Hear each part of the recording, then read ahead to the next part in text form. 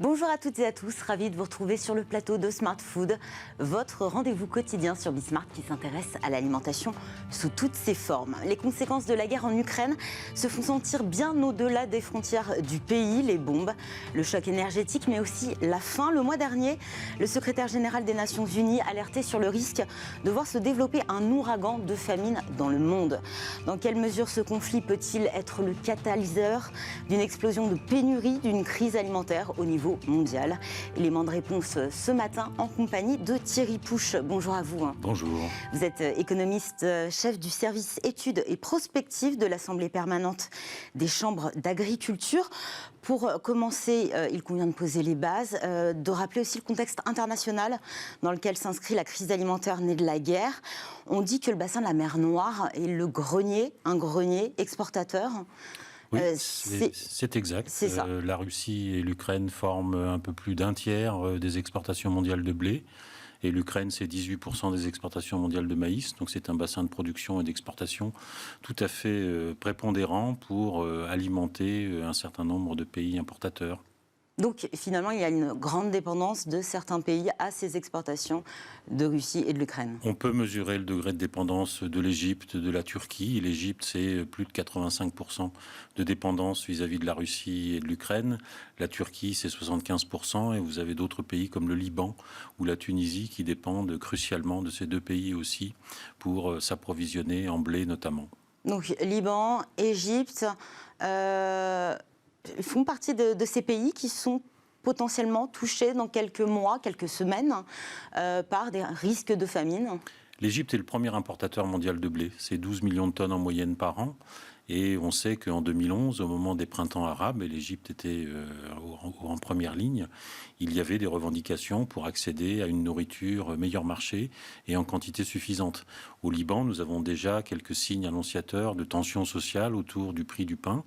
Le Liban n'a qu'à peine un mois de stock disponible pour nourrir sa population, sachant que c'est un pays qui connaît une crise économique et financière importante.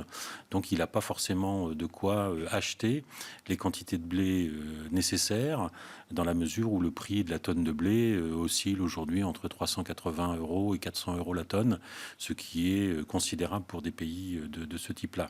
En revanche, d'autres pays comme l'Algérie, par exemple, autres gros importateurs, étant donné ses richesses énergétiques et le prix du pétrole et du gaz aujourd'hui, a les moyens, pour l'instant, d'honorer les factures qui vont être présentées à ce pays en blé. Sauf que il faut que, évidemment, ça ne se répercute pas trop sur le prix du pain, évidemment. Donc là aussi, si vous voulez, dans tous ces pays-là du bassin méditerranéen qui sont de gros importateurs, il y a des risques d'approvisionnement, de famine, et donc des risques d'instabilité sociale qui ajouteraient à l'instabilité géopolitique ambiante. Vous parlez du blé, c'est la denrée alimentaire qui est vraiment visée par ce risque de famine et qui pourrait d'ailleurs tout déclencher, parce que c'est, j'imagine, la céréale de base. C'est la céréale de base, surtout pour le bassin méditerranéen où, encore une fois, il y a de gros importateurs. Ce sont des populations qui mangent énormément de pain, quelle que soit la forme que prend le pain. Ensuite, il y a une autre denrée importante, c'est évidemment le maïs, qui est destiné essentiellement à la nourriture des animaux. Donc on a là un cercle vicieux qui est en train de s'installer. Alors pour l'année 2022, les problèmes pourraient commencer à se poser d'ici quelques semaines, quelques mois, si le conflit s'inscrit dans la durée. Mais évidemment, c'est l'année prochaine. C'est l'année prochaine, puisque non seulement il y aura les conséquences de ce conflit qui seront particulièrement visibles. L'interrogation qu'on a, c'est sur l'Ukraine. Est-ce que les agriculteurs ukrainiens pourront récolter, semer et récolter? D'après les autorités ukrainiennes, ça serait 50% des surfaces en moins qui seraient ensemencées. Et ensuite, il y a tous les autres pays producteurs qui dépendent de la Russie notamment pour s'approvisionner en engrais. Et même la France est concernée, puisque le blé est quand même très gourmand comme plante en engrais. Donc ça veut dire que là, on a des problèmes d'approvisionnement, mais qui pourraient s'amplifier si les grands pays producteurs étaient amenés à manquer d'engrais dans les mois qui viennent et l'année prochaine. Donc l'année 2020, comme on dit en agriculture, la campagne 2022-2023 va être décisive. Il y a en revanche deux produits qui deviennent très difficiles à trouver dans les magasins. Cela concerne l'huile de tournesol, évidemment. Dans une moindre mesure, la farine de blé. Comment on explique finalement que l'effet vient d'achat de précaution? C'est ça le problème. Alors, dans un premier... C'est pas tant la production qui est visée. Si, justement, parce que l'Ukraine est un des gros producteurs de tournesol dans le monde et d'huile de tournesol. Donc, étant donné le conflit, il y a des répercussions sur les approvisionnements. Donc, il y en a moins. Ça, c'est il y en a moins, puisque les deux principaux ports d'Ukraine, Mariupol notamment, Mariupol et Odessa, sont bloqués. Donc, l'Ukraine n'arrive plus à exporter. Donc il y a un problème de volume disponible et évidemment, à l'annonce de la guerre, il y a eu des réflexes un peu de précaution et il y a eu une razzia sur l'huile, ce qui fait que même les restaurateurs aujourd'hui sont obligés d'essayer de réfléchir à d'autres compositions de matières grasses, y compris les industries agroalimentaires. Donc, revoir leur recette, effectivement, il y a des produits qui étaient entièrement élaborés à base d'huile de tournesol. Voilà, tout à fait. En revanche, effectivement, on parlait de ces deux produits, effectivement, qui ne devraient pas retrouver, d'ailleurs, être faciles à retrouver dans les rayons d'ici quelques semaines, j'imagine. En revanche, il y a une hausse des prix, et bien avant le début de la guerre, comment on l'explique? Alors, déjà, sur les matières premières. Là, il va y avoir un problème sur ce type de produits agricoles de disponibilité. Donc ça va certainement amplifier évidemment le prix à la hausse. Donc pour la France, pour revenir à votre question, les risques de pénurie sont pour l'instant à écarter. En revanche, pour le consommateur, on a déjà des répercussions sur le prix des biens alimentaires qu'il achète, que ce soit les pâtes, vous parliez de la farine, évidemment les huiles, etc. Sauf que les prix avaient déjà augmenté bien avant. Alors, on a fait une émission tout début janvier, c'était la première d'ailleurs du mois de janvier, où on parlait de l'envolée des prix, notamment des matières premières. Voilà, alors c'est le deuxième volet de votre question. L'inflation sur les prix alimentaires s'est installée.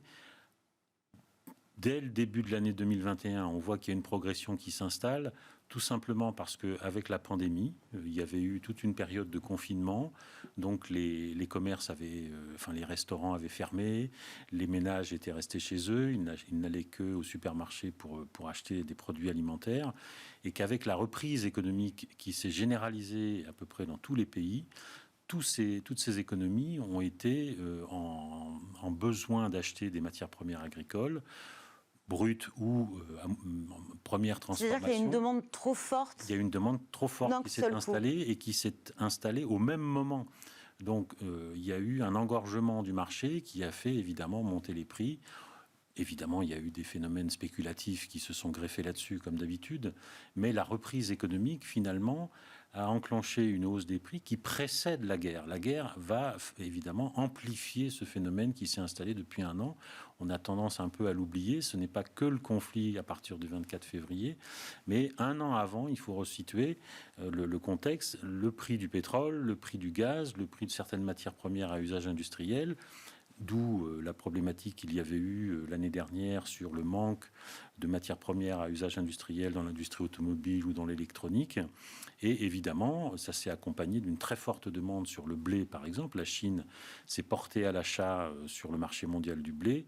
Donc, elle a tiré, évidemment, le prix vers le haut, même si l'année dernière, les récoltes mondiales de grains, et en particulier de blé et de maïs, étaient relativement confortables.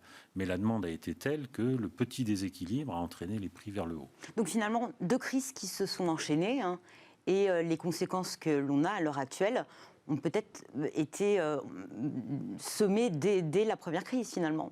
La pandémie a effectivement... un terreau fertile, effectivement, sur cette envolée des prix. Tout à fait. C'est la première vague de la crise actuelle, et la deuxième vague, c'est évidemment le conflit russo-ukrainien. La pandémie, justement, on en parle, elle a fait naître un fort sentiment d'autonomie agricole. On parle de souveraineté alimentaire, ce terme est quasiment sur toutes les lèvres. Plus encore, depuis cette guerre en Ukraine, est-ce que vous avez vraiment le sentiment que depuis quelques mois, on assiste à un véritable changement de paradigme à ce niveau-là? On n'en parlait pas il y a quelques mois. Alors, avant la crise sanitaire, d'ailleurs. Avant la crise sanitaire, on en parlait moins. On s'était installé dans une mondialisation qui avait élevé le degré d'interdépendance des nations. Et puis, on s'est rendu compte avec les masques, les respirateurs, le matériel médical, puis après l'alimentation, qu'il fallait effectivement réduire cette dépendance. Et la problématique des engrais que j'évoquais tout à l'heure vis-à-vis de la Russie repose cette problématique. Donc, on est dans cette perspective de restaurer la souveraineté alimentaire. Le ministère de l'Agriculture, le président de la République reviennent régulièrement dessus, ce qui pose un certain nombre de problèmes, parce que d'abord, il ne faut pas la confondre avec le repli sur soi-même, il ne faut pas la confondre avec l'autosuffisance. En France, nous sommes autosuffisants dans la plupart des productions agricoles, à l'exception des produits de la pêche et des fruits et légumes notamment, et des oléagineux pour nourrir les animaux. Mais pour le reste, on est autosuffisant. Ensuite, il faut savoir sur quelle échelle elle va s'appliquer. Est-ce que c'est uniquement à l'échelle de la France qu'on va restaurer la souveraineté ou c'est sur une échelle européenne? Voilà, ce qui voudrait dire qu'on enclencherait peut-être une première réflexion vers une Europe un peu plus fédérale, même beaucoup plus fédérale, sachant qu'il y a quand même des tiraillements entre les États membres. Et justement, il y a quand même ce plan d'urgence qui vise à lutter contre l'insécurité alimentaire mondiale, le plan qui s'appelle FARM, réponse en 3 axes, un axe commercial pour améliorer la transparence sur les stocks, enrayer les phénomènes spéculatifs, un volet solidarité, un 3e pilier de production. Alors déjà, est-ce que ce plan, très rapidement avant de nous quitter, vous semble réaliste? Est-ce que produire plus ne va pas à l'encontre de ces aspirations à la transition écologique ? Alors c'est tout le problème qu'on a dans l'Union européenne qui avait défini un plan, un pacte vert, un Green Deal à l'horizon 2030 pour essayer de réduire les intrants, les engrais, les pesticides. Mais là, la problématique a changé. Donc manifestement, l'Union européenne, dans sa feuille de route d'il y a une quinzaine de jours, a desserré un tout petit peu les contraintes. Mais évidemment, il y a un conflit entre ceux qui pensent qu'il faut produire au regard du contexte et ceux qui estiment qu'il ne faut pas s'écarter de la trajectoire environnementale qu'on avait définie avant. Et sur Farm, évidemment, il faut avoir à l'esprit qu'en 2011, au moment du G20, sous présidence française encore, il y avait eu un certain nombre d'outils qui avaient été définis, et notamment sur la transparence des stocks, sauf que dans des contextes difficiles et dans des contextes de conflits militaires, vous avez un certain nombre de pays qui estiment que les stocks sont stratégiques et qu'ils n'ont pas à dévoiler leurs stocks. C'est le cas de la Chine, par exemple. Merci beaucoup Thierry Pouch, merci d'avoir accepté notre invitation. C'est la fin de cette émission. Merci à tous de nous avoir suivis. Je vous donne rendez-vous demain, nouveau numéro de Smart Food. Excellente journée sur Bismart.